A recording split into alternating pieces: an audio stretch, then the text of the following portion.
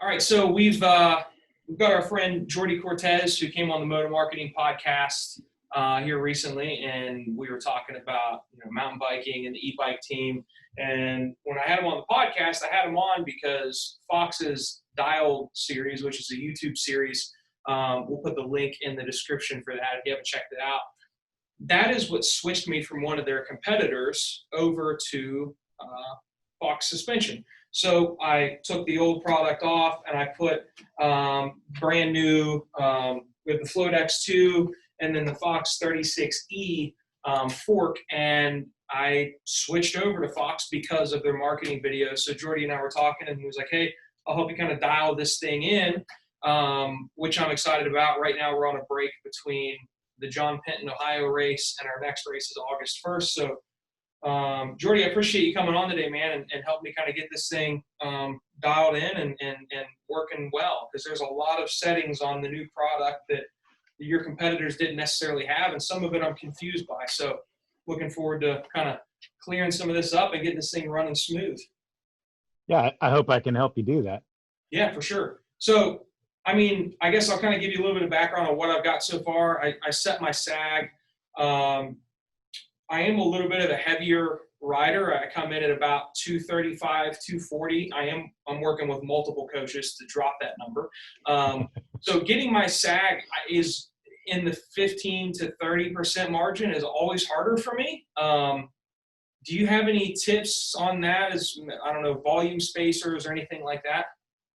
So the first thing you want to do is always set sag, right? And the e-bike and kind of the racing you're doing is really kind of new to me. That's part of the reason I wanted to do this. Generally, we're setting bikes up that are gravity oriented, which means sag is kind of set appropriately to point a bike down relatively steep hills. So we end up around 15% in the front and generally around 25 or 30 in the rear. Okay.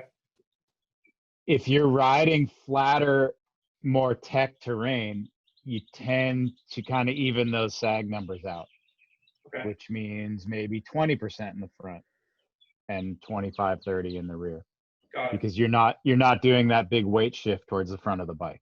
Sure. So the tracks vary. I think the unique thing with GNCC that nobody's familiar with unless you've raced in that series, it's technically a motorcycle and ATV series that e-bikes got implemented into because these power sport racers would pre-ride their race course on an e-bike. That's awesome. Found that out and said, "Hey, we'll sponsor the series." And then one thing led to another, and they said, "Hey, let's make a class for Saturday evening for guys and gals to race e-bikes," and it's grown. But we race on, this year it's a mixture of a single track that's specifically for us, but we also will race on the leftover trail from all day of racing from ATV. So there is a lot of like route chatter, and I mean, you're going through quad ruts, which sounds miserable, but it makes a fun experience. But each track is different. We even go to snowshoe, which you guys went to for the World Cup last year, and it's a lot of single track downhill.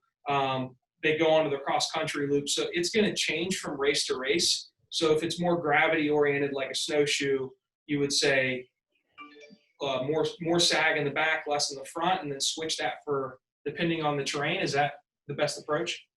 That's definitely one way to approach it. The other way to think of it is that it's not a set system of just adjusting suspension.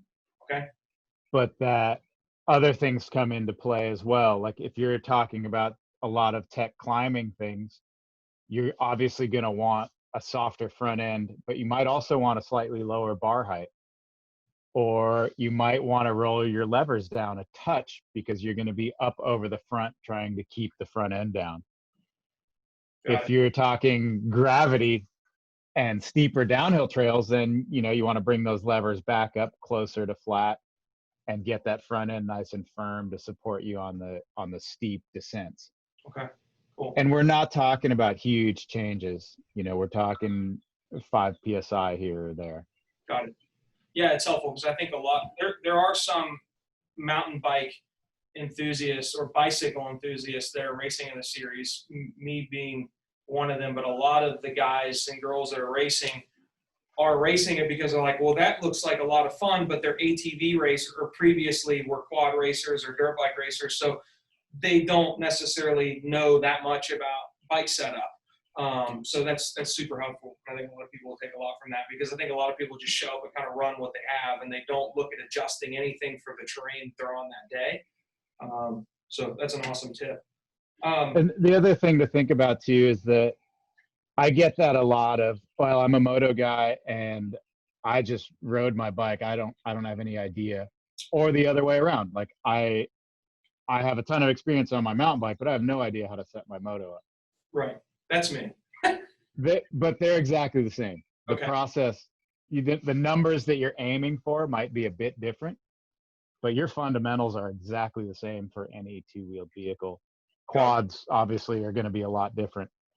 Okay. The big thing to remember with a bike is that you're 150 times, well, sorry, you're probably 2 or 3 times more than the bike weighs.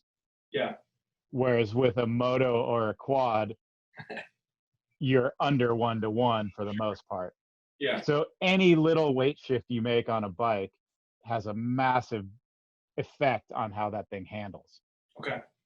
Got it. A weight shift on a moto, you move yourself 2 or 3 inches forward or backwards, and it doesn't change a whole lot. Okay. So it's kind of a critical thing to keep yourself centered and keep that position relative to the kind of terrain you're riding. I got it. Okay. So we rode on Sunday. I almost didn't ride until we had this call, but I was like, well, I know enough to get it set up enough to ride from just the sag and the rebound and all that. I want to ride it, and then that way I can bring some type of feedback back to you. So we rode a place called Big Bear Lake, pretty flat, not that much elevation change, but there's some higher speed, chattery, like rock sections. And I noticed that when we were on just a normal train, super pedally, it felt great, and it felt noticeably different than what I had before. But when I would get going into the higher speed, chattery rock gardens or route sections, something with my setup was off to where I had like the worst arm pump I've had on a mountain bike. And I know that I've got, I don't know if it's the rebound speed or what it is, but that was kind of one thing I was hoping to iron out. But I know you have a process in your videos, you talk about bracketing and all that. So I guess wherever you want to start, I'm good with, but that's pretty much the feedback I have is in those high speed sections, I've got to adjust whatever it would be to make that pain go away. Yeah, we can work on that. And honestly, I can probably just look at your settings and get you closer to where you want to be, but we've always tried to steer away from that process of telling people what they should do. I got you. And let them learn what they should do on their own. It's Sure. just far more valuable to a consumer to be knowledgeable about the product and how to use it, rather than just have me say, oh, well, you should be at 7 clicks here and 5 clicks here. Okay. Got it. It's harder, but it's better for you. Sure. So obviously the first thing is always sag. Got it. The second thing is volume, which you can add or subtract volume spacers in the fork and shock, and that changes the progression of the suspension. Okay. So you either get more bottom out resistance or more linear, more use of suspension. So lighter riders generally take volume spacers out, heavier riders generally add them. Okay. And it depends on the travel of the suspension as well. Like a 180 fork compresses far more than a 150 fork. So you run less volume spacers in it because your overall compression ratio is a lot higher. Okay.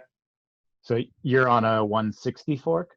Yes. Does it come with a stock amount of volume spacers? It does. One?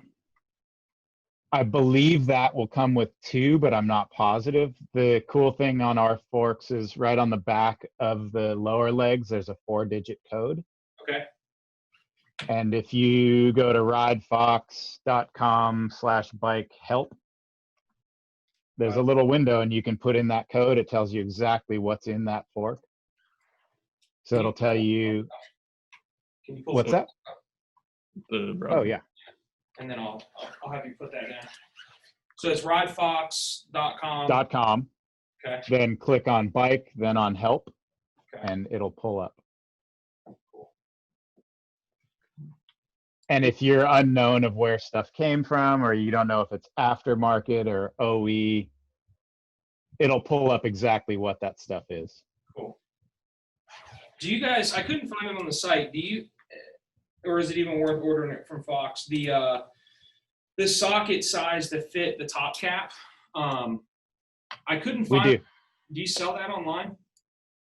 We should. I can double check to make sure, but yeah, we make our own top cap sockets and quite a bit of other tooling. What you can do is when you have that 4-digit code and you find out what the fork is, you can click on that and it'll pull up full service procedure and it'll tell you what tools you need for that. Got it. And if it's a Fox tool, it'll give you a part number as well. All right. So Perfect. that you can order it directly that way. Cool. Okay. So I could play with the volume spacers depending on how much bottom mount resistance I want. Now, for somebody my size, call it 220 to 240, a bigger rider, would you recommend 3 volume spacers in the front, or is it really just a matter of preference? It's somewhat preference, but it's also kind of how you ride the bike and the geometry of the bike. Some bikes are quite short. Mm-hmm. So riders tend to ride off the back and use the rear end more than the front end. Okay. So that's why we just kind of encourage you to bracket things and work through this stuff a little bit on your own. But basically you set sag and then you kind of open all your controls, open your compression, make sure your lockouts are off. And you can do it a few different ways. You can, if you're comfortable with it, you can just do some big bunny hops in place and smash that stuff down. You can go find, an average 2 or 3 foot drop to plop off a few times. And what you want to see is what kind of travel you're getting out of that suspension. Okay. And if at the proper sag, you tend to bottom things out, you're going to add more volume spacers. Okay. If you're not anywhere close, you're going to take some out. Got it. And that's a really important thing to do because it totally changes the spring curve of fork and shock. Cool. So I don't know off the top of my head what my settings are right now. I could figure them out. But as far as what I have my base settings where they are, would I then just move into your bracketing technique and go up to, down to, or is there another route you would take? Yeah, totally. Like if you've been riding it and you have something that is rideable, you can easily bracket from there. Okay, cool. You can start with the recommended settings on the back of the fork, or you can go online and find the shock settings, the recommended settings. Most manufacturers have a recommended setting range as well. You can also just start from the middle. Okay. It gets you a feeling of those clickers. It lets you know how many adjustments there are in each one, and then just split the difference and start doing some bracketing. The rebound is probably the trickiest one to do. Okay. And I would start there before I started with anything else. So rebound, and then after rebound, do you progress to high speed compression and low speed, or is there a certain order that you usually do it in? I would probably do rebounds and then do low speed compression and then fine tune with high speed. But Okay. That's not an absolute either. Again, this is going to be like a cyclical program where you're going to go through the settings and then ride it and then probably kind of start again. Mm-hmm. Because the thing with all of these settings is that they can kind of mimic each other. What happens, say, if your rebound is really slow, the fork's going to sit deep in its travel because it doesn't have time to extend after each hit. Okay. So you're kind of riding a bike that has half the travel it used to, and now everything feels really harsh. Yeah. But it feels harsh, so you're thinking compression. and you open up compression, but that's not getting you in the direction that you want. Right. So if a rider came to you at a World Cup and was saying what I'm saying, where it you know, I'm able to pedal the smoother flat sections how I want, but when I get into more of a high speed, rocky or quick chatter, I'm getting arm pump really bad. What would I move to initially to adjust to try to reduce that fatigue? Obviously, first thing we do is check spring pressure, air pressure, spring, sag. If that's correct, we'd move on to rebound. And after a while, you kind of get a hang of what rebound feels like. Mm-hmm. But for the average person, we're kind of telling you to get used to giving those handlebars a good shove. And what you want to do is be able to push that thing through half its travel and get a feel for how it's bouncing back. And this works front and rear. And it's really relatively easy to do on a bike. And what you're looking for is to get that wheel returned into position, but not bouncing back off the ground. Okay, so you're talking about when you guys are doing that, like, Yeah. where it returns, but it's not coming off the ground at all, or it's coming off slightly. It's not coming off the ground. Got it. And so, from my viewpoint, that looks really fast. Yeah, it's coming off the ground. So would that give me that arm pump? Like, is that initially where you're like, well, that's where it's coming from? I'm not going to say that's where it's coming from, but it's definitely something. Because what you're doing there is you're going to hit something, and that wheel's going to return so fast that it's actually going to smack into the next one and almost give you a secondary vibration. And so what we like to do, you need some pliers? Yeah, I've taken it off of my hands before. You hold this real quick, Josh. Okay, go ahead. Sorry about that. So right now you'd want to close both rebounds. And that means... All the way or just one click? No, close them all the way and count where you're going. Okay, so close, you're saying go all the way to slow. Correct. Okay.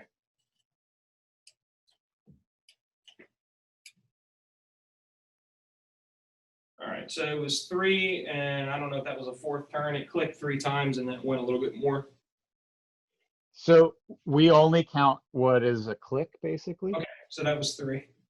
So you'd shut it down and then open it back to that first click. That click's going to be 1. Okay. And then check that was low speed or high speed? The big one is high speed, the little one is low. They're both printed as well. Oh, okay, sorry, that's new from before too. I'm getting used to that. Yeah, you got 2 rebounds now. Okay, so that was low. High speed is all the way closed.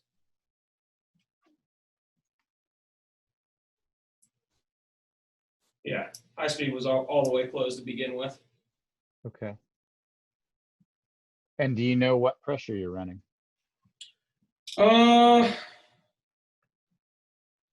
In the 150 range? Yeah, I think, 150, 160. So that's I have a shock pump. I can get it if we need to check it. Yeah, that's a great thing to either you can put a little piece of tape on your bike, or if you don't want to do that, just keep notes in your phone. But since everything is based off of spring rate, okay, it's pretty important to know these things. Got it. So if you want to close that high speed rebound back to 1 probably, and then close your low speed down to 1 and try your little push test again and see what you feel.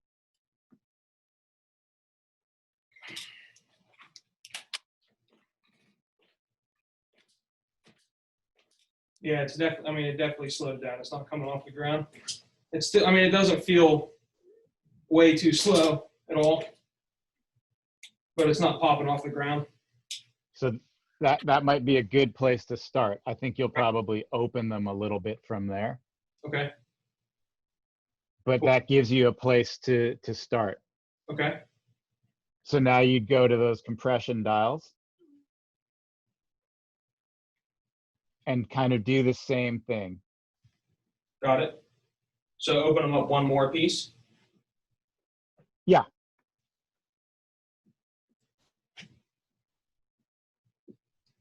Okay. And then do the same thing, just test it. Yeah. And, you know, it does take a little bit of coordination. Like you get the hang of it relatively quickly. Right. You really just want to let it pop back without your hands on there. Yeah, it feels a little, I mean, it's hopping off the ground now. So, and we don't want that, right? So I'd go back to where we were. Correct. So is it because of the pressure that I have in the fork that I'm all the way closed, and when I come open 2 clicks, I'm too fast? Is that because of the PSI that I'm running? It's because of the PSI, and the PSI you're running might be because of the volume, right? Okay. We haven't really addressed each issue in process. We're just kind of running through what you would do. I have a feeling you're going to add a couple of volume spacers and drop quite a bit of pressure. Okay.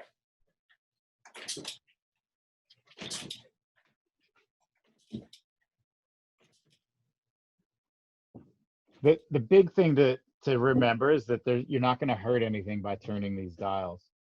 Right. And the important thing is to remember to keep track of them, because if you don't know where you are, you'll have no way of getting back, and you end up just kind of going in circles and not really focusing on what you're doing. Like that's looking far more controlled. Yeah. So can you explain to me the difference? Like, so we've got high speed and low speed. Is there a time that I turn to one, or I'm like, okay, I'm feeling this, or the track has a lot of whatever, high speed tech, rock gardens, whatever? How do I know, like, okay, I need to do something with my high speed compression or my low speed compression? Is there characteristics that one controls over the other that I could be looking for? Yeah, I mean, the only thing suspension knows is the forces acting on it, right? It doesn't know anything else. It doesn't know how fast you're going or if you're pointed uphill or downhill. All it knows is the force pushing it in or pulling it out. Okay. So high speed compression and rebound are the same thing. They're just functioning in different directions. And same with low speed compression and rebound. Low speed compression is kind of bike attitude, body weight shifting. Like when you just first tap that brake, the way the bike wants to dive. Okay. That's all low speed, and this applies to the shock as well. High speed is when you actually get that wheel moving quickly in a vertical plane.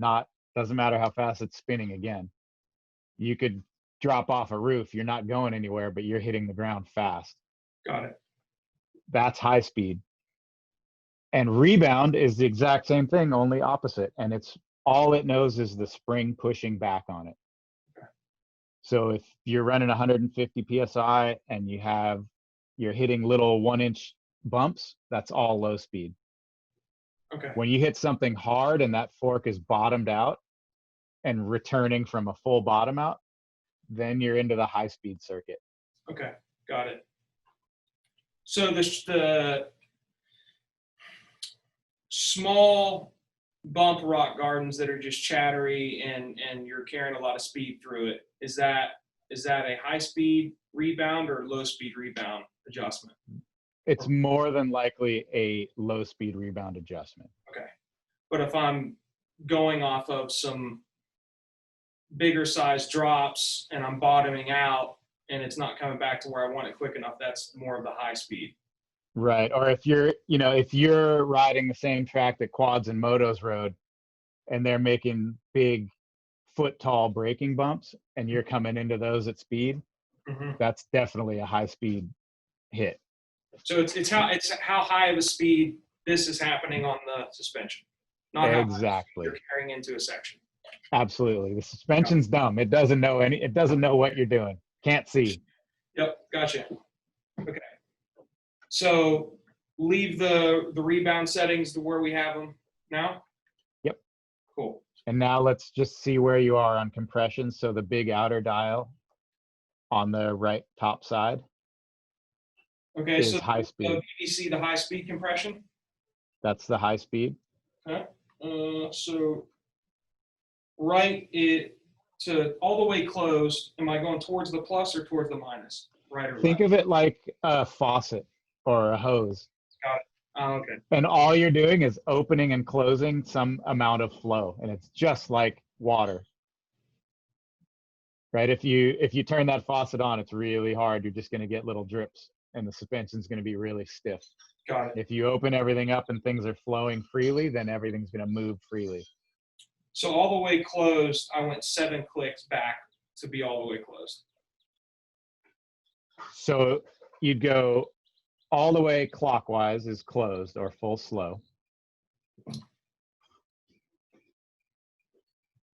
So Full plus. counterclockwise is Counterclockwise is open or Open. minus. Okay. Oh, I'm sorry. I went 7 clicks all the way open. Yeah, perfect. So for high speed, that's totally fine place to start. Got it. Low speed again is you need to kind of balance that with your spring rate and your volume spacers. Okay. But that low speed compression sets the tone for what everything else is doing.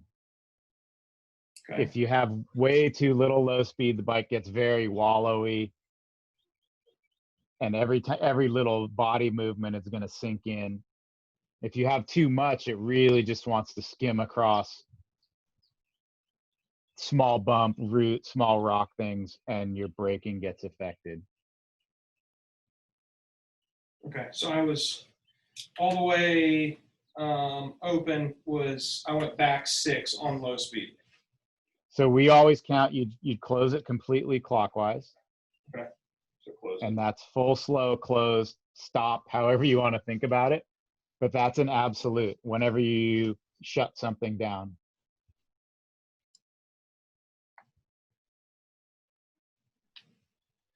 And when you're working with around 16 clicks, a smart place to start would be right in the middle. Okay. So I'm all the way closed on both. So you said. And I'm sure you can feel that. Yeah. It's going to feel really thick. Yep.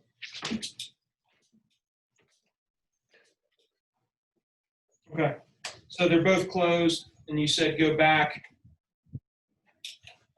So that high speed for purposes of testing, which is the big ring on the outside, you just open that up.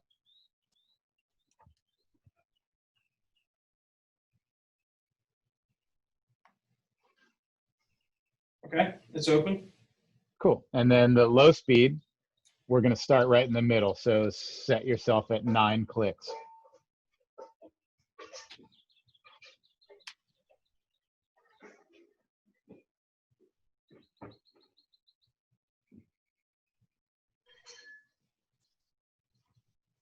Okay. And now you've got your front end in a place where you're ready to go bracket.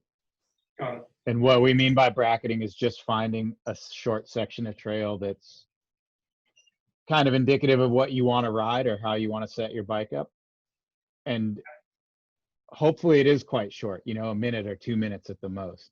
Right. So that it allows you to do a run, make a change, do a run, make a change. And this does 2 things. Like it lets you zero in on the right setting, but it also teaches you what each thing feels like. And it really lets you learn what suspension does and what the effects of your knob turning have on the suspension. Got it. It makes you a smarter rider.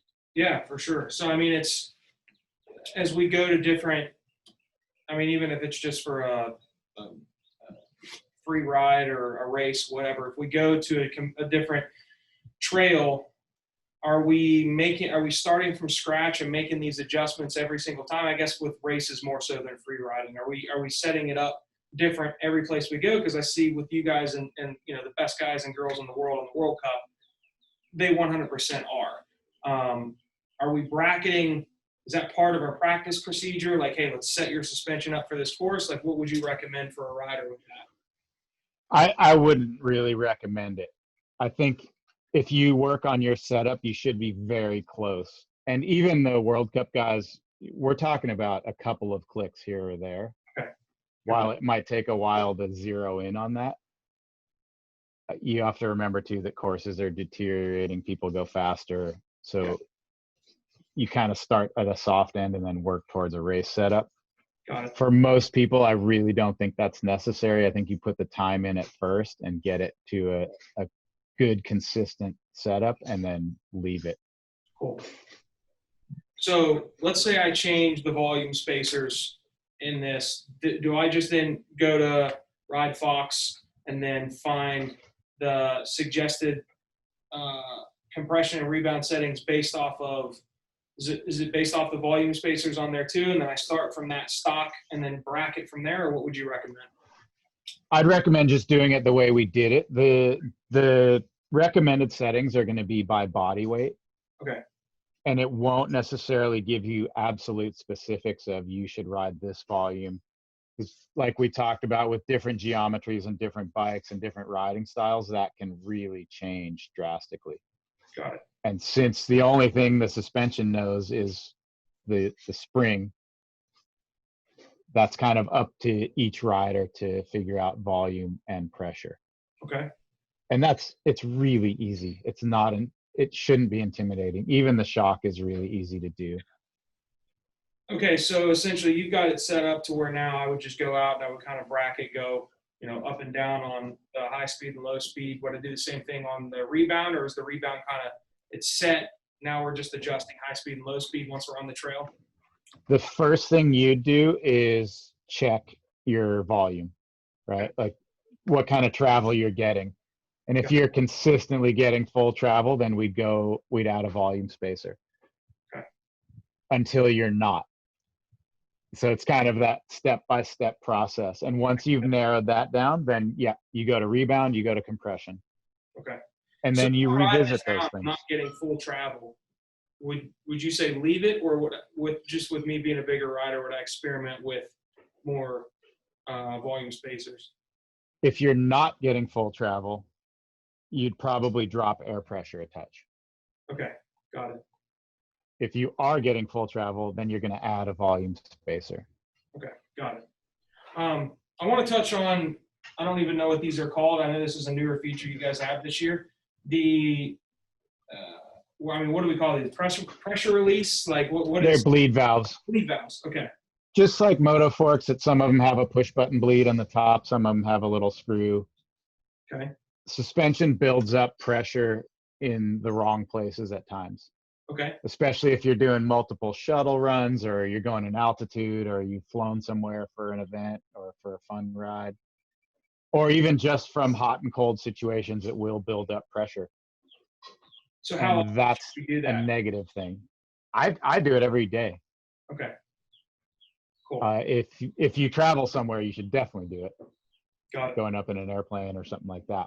But every couple days is probably just fine, but it takes 2 seconds to do it. The one thing you don't want to do is lean over the handlebars or sit on the bike while you push them. What would happen if you did that? You'll actually have a negative air spring inside the fork instead of just setting it to 0. I gotcha. Okay. Yeah. And that'll just want to pull the fork down. So I've seen on several of the videos that you put out, when you're adjusting the pressure that you're putting in, when you have the shock pump attached, you talk about hearing that little transfer of air and doing that. Now, how often do I need to transfer that air? Is it every time, like I do like 3 pumps, I need to transfer it? If I go from 80 to 100 PSI, I transfer it once I get to 100. How does that work? You basically transfer it until you're done setting your air pressure. Okay. So whatever you're doing, even if you're dropping air pressure, you have to think of it as 2 separate air chambers. And each one has to be zeroed out against the other one. So if you drop 5 PSI and don't transfer it, you've probably only dropped 4 psi because the smaller chamber is going to put a little air back. Got it. So So drop just go up to whatever you're going to go to, and then transfer that air. then transfer it, check your pump, Going set it to wherever it needs to be, transfer it again, check your pump, and you're done. And you've stated several times on your videos that it's that type of movement. It's not, you're not doing Correct. Yeah. Especially for the fork, it's very easy. It's just a 5 mil push. Okay, got it. And you should be able to hear that. You can hear it, and sometimes you can feel it as you'll get a little zip of air past the seal. Yeah. And all it is a tiny little dimple in that upper tube that creates a leak. Cool. And the shock has the exact same thing, but it's farther down towards your sag point. And you can still totally hear and feel that. And if you take the air can off to add a volume spacer, you'll find out quickly that you need to transfer air as you pump it back up. Got it. Some people go put 200 psi in, and then you can't move the shock at all. So you kind of do it in little steps. I've done that. Yeah. Yeah, I think we all have. So for whatever reason, I've always been more intimidated by the shock than the fork. I think more from a volume spacer adjustment standpoint. Even with the competing brand, I would adjust the volume spacer in the front. I never took apart the shock. Okay. So with the Float X2, so this one's the Float DPX2. Is there a difference between that and the Float X2? Yeah, Float X2 is similar to that fork in that it has 4-way adjusters on the damping. Okay. So you have high and low speed. And the DPX2 has a compression adjuster and a rebound adjuster, but the high speed circuits are done internally. Okay. So it's just a little simplified version. Cool. But it still runs a volume spacer, still has the same negative spring, positive spring. So many of the features are the same. So I always struggle with the rebound or the sag the most back in the back. Like I feel like I'll test it now. Like I feel like my sag, it's closer to 50% than 15, 20, or 30 or whatever it is. And I'm running damn near 300 psi in the back. So that's going to point you towards a volume spacer for sure. Okay. Which also changes your sag because it shrinks that air chamber. Okay. And if you haven't done that in the past, that'll do volumes for the way the bike feels and how it wants to sit. Cool. So especially on flatter stuff and climbing. When the shop put this on, and I'm super close with the guys at the shop, so if they didn't put it in the box, I'll go back and get it. I had volume spacers for the fork. When I checked for the shock, I did not find any of the orange clamp style volume spacers. Would that mean that there's no way that means they're all on, right? The DPX actually takes individual spacers that are marked as different sizes.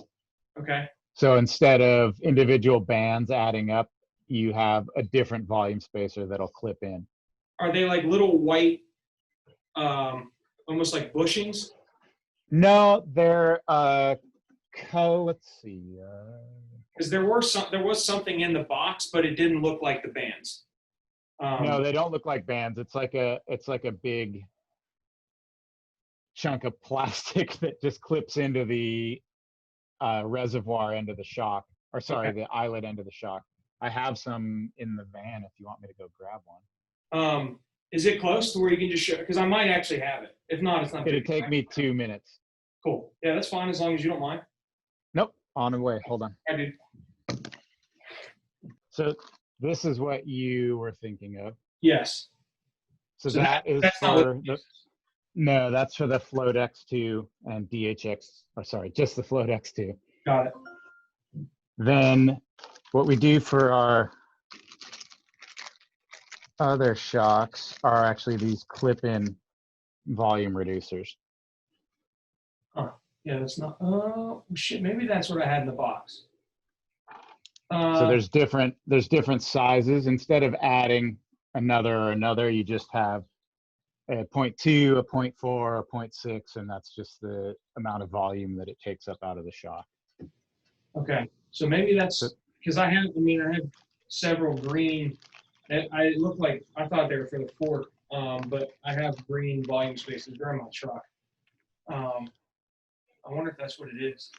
The fork should have come with them. The shocks, for those shocks, they don't normally come with the spacer kit. Okay, that's what it is. Okay. Yeah, So, the forks almost always do. So if I go to that link you had told Josh and I at the beginning, the Ride Fox bike help thing, will it give me an option to purchase them from there? Yes. Okay, perfect. As far as disassembling this to put those in, do I need to take the shock off the bike? Can you tell from what you're able to see here? Because I watched a video of you doing, it was the clip spacers, but you did it while it was actually on the bike. And I think it was Connor. Yeah, that bike looks like you have plenty of room to unscrew the air can. It should be totally fine to do on the bike. The one thing you want to remember is to let the air out first. Yeah. Or you'll surprise yourself. I'm sure. I'm sure it's like a little air bomb. I've definitely done it, so do you? It's not that fun. Do I need one of those rubber strap tools to be able to get the air can unscrewed, or? Not usually. Most of the time you can get those by hand. Like if you can get your hand on it. Yeah. Sometimes they're cramped in there and you can't really get a good hold of it. Get a pretty good grip on it, so I should be able to do that. You should be totally fine. Just let the air out slowly and then unscrew the shock.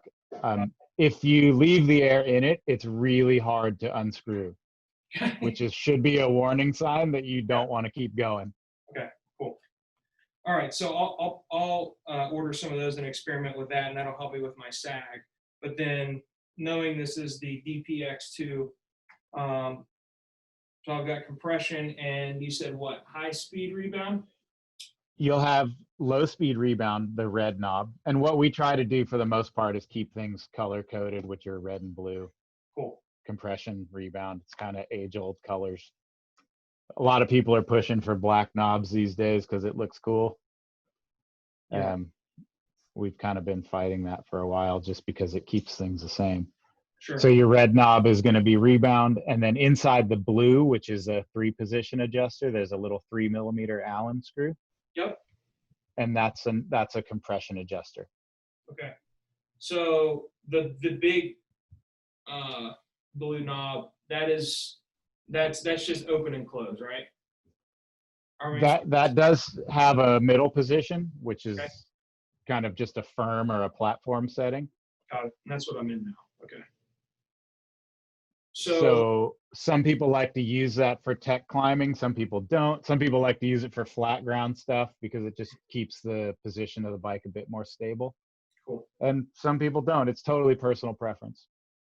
Got it. So the 3mm compression screw, that is. So I guess where would I start with the rear? Would I start with the rebound? Just like you did with the fork, and you give it a good shove and kind of keep an eye on it coming back. Got it. You do the same thing with that rear end. Yeah. And it does, the bars love to turn and everything shoots out from under you. Yeah, so if anything, I would say that's slow, right? It's hard for me to say, but it's quite possible. Yeah, it's not even actually on. Maybe back it up a little bit. I mean, it's definitely not coming off the ground at all. So maybe it's right where it needs to be. If anything, it's. And then, so what you do now is when you went and rode it, you weren't quite sure. You'd think, oh, maybe it's a little slow. Open it up 2 clicks. Did I like that more or did I like it less? If you liked it more, you'd open it again. If you like it less, then you kind of split that difference and go.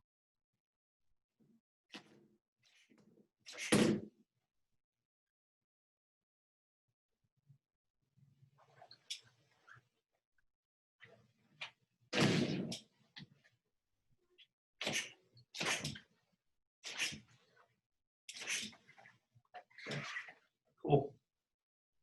And then same thing, just go through the bracketing technique with the And you bracket the front and then you bracket the rear, or are we trying to adjust both at the same time? I really recommend doing one thing at a time. And again, you're not going to do it the first time. Get that front end close, go to the rear end, get the rear end close. Because bikes are so finicky that every time you make a change to one end, the other end's going to feel different as well. Yeah, gotcha. If you get that front end so that you're really confident on it, you're probably going to be pushing over the bars a lot more. That's going to take weight off the rear, and now that rear is going to feel a little bit different. Got it. Cool. Yeah, so I think I need to work with the volume spacer in the rear. Would you say play around with the volume spacer in the front too? Absolutely. That is the second step, no matter what you do, is pressure, volume, then rebound. Got it. Okay, cool. What's any I guess with people riding, the whole e-bike scene, I know you said you're obviously not super familiar with it, but you guys have, the 36E fork. Is there any tips or anything like that you give people as far as considering a product or anything specifically about the E that you know of as far as going into the engineering or design of that? They're really, basically all the E stuff means is that it's suitable for dealing with the extra mass of an e-bike. Okay. Right. You're carrying quite a bit more weight relative to a push bike. Right. So we use thicker tubes or a heavier steer tube or a solid crown instead of a hollow one. Or you're dealing with higher pressures. So the basic function is exactly the same. Most e-bikes probably tend to plow into things a little bit more than a lighter bike just because they're harder to move around. Right. So you kind of set your suspension up to deal with that. But again, that's up to you and your riding style and your terrain. Okay. You kind of think about it like riding a woods bike versus riding a supercross bike. Right. Like the suspension's the same, but they're set up completely different.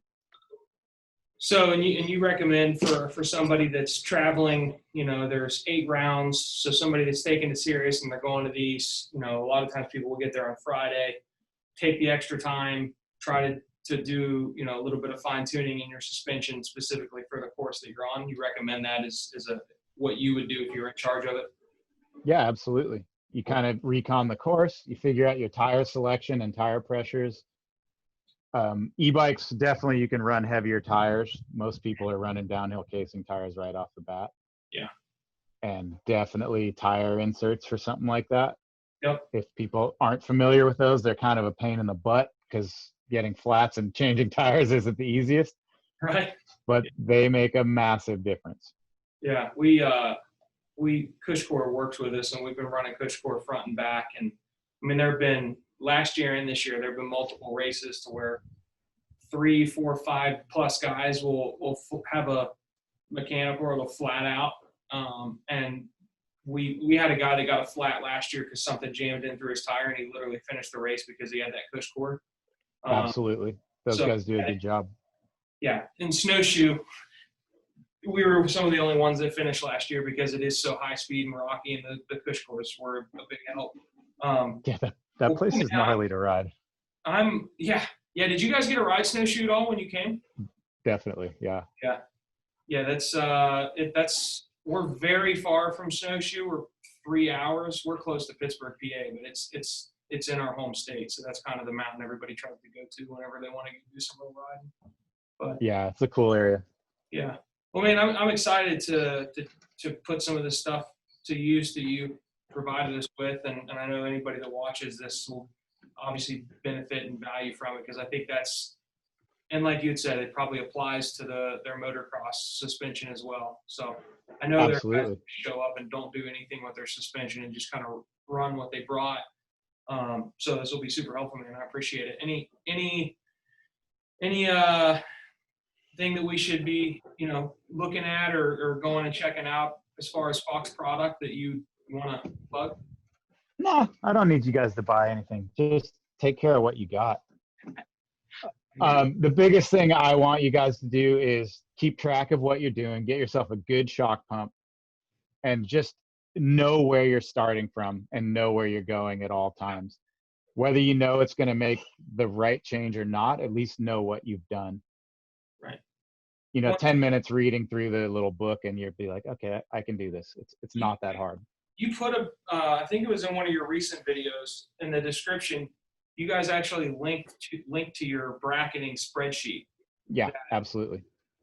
People can just print that off and take that with them and use that Totally. down. And I'm going to do the same thing. So that's super helpful. Cool, man. I appreciate it. Awesome. We'll definitely put this to good use and see what we can do. These things are awesome. I mean, just getting on it immediately, it feels, I don't know if plush is the right word, but I didn't know if it would be a noticeable difference just riding around a parking lot, but it definitely is. Definitely beefier, and I could tell the difference. So before I even hit the trail, I was already excited about it. So it's cool. Yeah, that's awesome.